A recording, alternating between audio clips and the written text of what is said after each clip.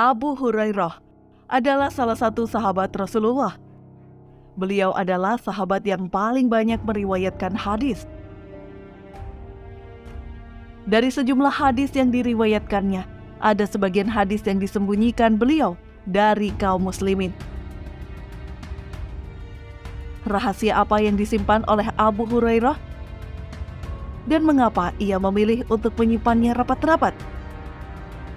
Simak penjelasannya dalam video ini.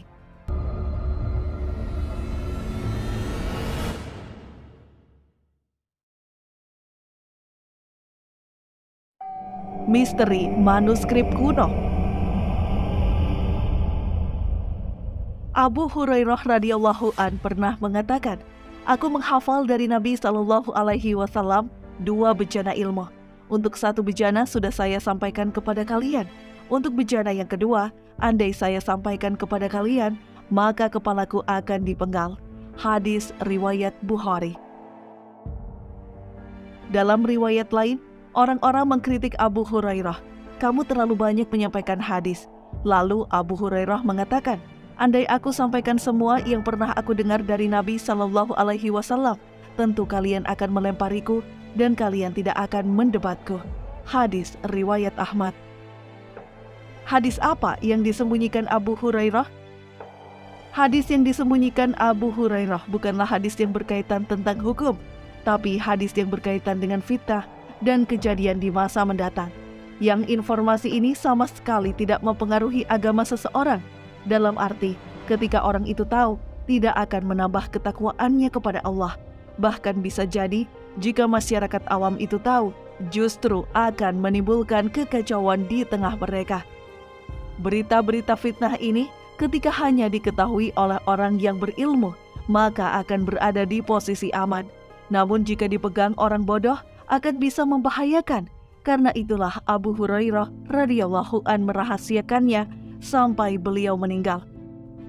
Al-Hafiz Ibnu Hajar mengatakan, para ulama memahami bahwa hadis-hadis yang tidak disebarkan Abu Hurairah adalah hadis yang menyebutkan tentang nama-nama pemimpin yang jelek, keadaan mereka dan kondisi zaman ketika pemimpin itu berkuasa. Abu Hurairah terkadang menyebutkan sebagiannya secara tersirat dan tidak beliau tegaskan, karena beliau khawatir akan menimbulkan kekacauan di masyarakat dan ancaman masyarakat kepadanya. Namun menjelang akhir hayatnya, Abu Hurairah menyampaikan sebagian informasi rahasia itu kepada beberapa sahabat dekatnya dari kalangan tabi'in, yakni generasi kedua sepeninggal Rasulullah Shallallahu alaihi wasallam. Hadis-hadis itu kemudian ditulis dalam bentuk manuskrip oleh seorang tabi'ut tabi'in, yaitu generasi ketiga setelah Rasulullah wafat, yang berasal dari Syam. Manuskrip itu berjudul Salam Wahab fi Akhir Zaman Arab, yang sekarang tersimpan di kota Istanbul, Turki. Tertulis di manuskrip tersebut, Nabi Muhammad SAW berkata pada para sahabat, "Tidak ada seorang pemimpin pun di masa mendatang yang memimpin 300 orang atau lebih, kecuali aku diberitahu nama dan ciri-cirinya." Setelah itu, Nabi Muhammad SAW menyebutkan nama-nama para pemimpin yang kelak akan lahir di muka bumi.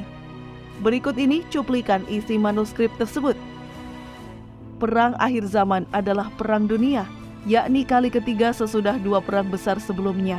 Banyak sekali orang yang mati di dalam perang tersebut. Perang itu dikobarkan oleh seorang laki-laki yang merupakan kucing besar di negeri Gelas dengan mahkota di kepala.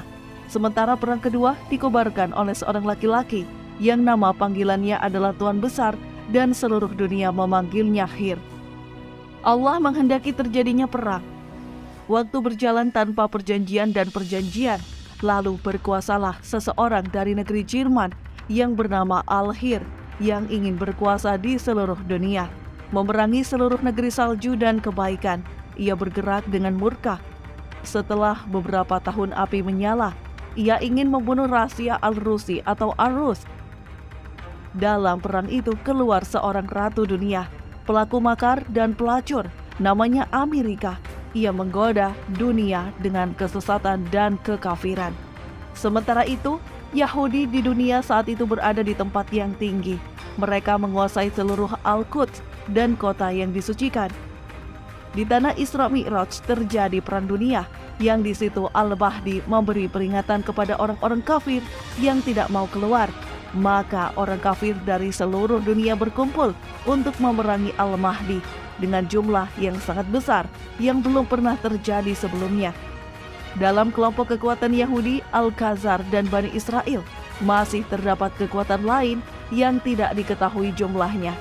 Al-Mahdi melihat bahwa siksa Allah yang sangat mengerikan benar-benar telah datang dan tidak dapat diakhirkan lagi.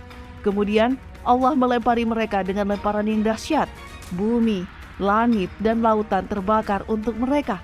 Lalu langit menurunkan hujan yang sangat buruk. Seluruh penduduk bumi mengutuk orang kafir di seluruh dunia.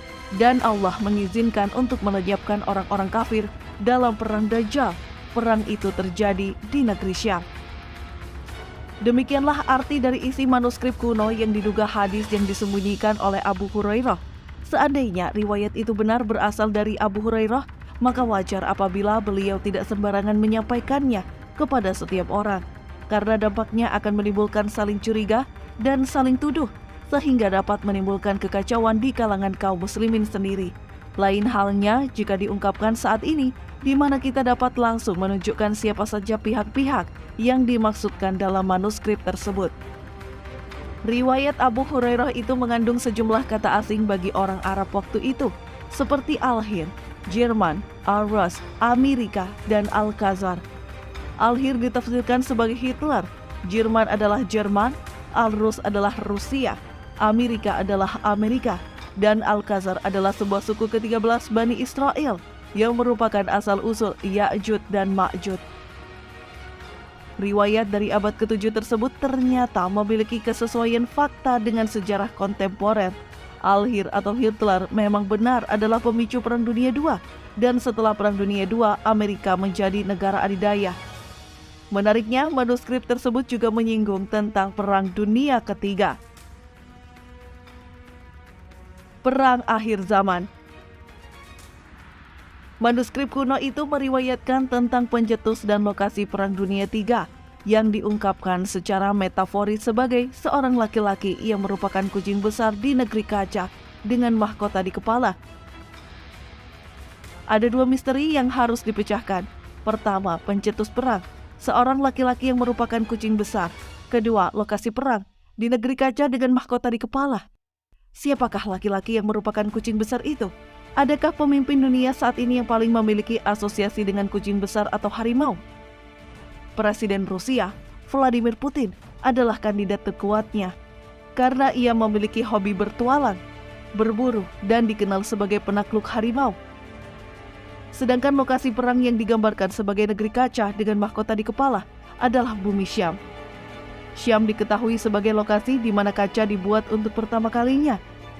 Adapun mahkota di kepala karena sudah dinubuatkan bahwa Syam akan menjadi titik medan peperangan pada akhir zaman.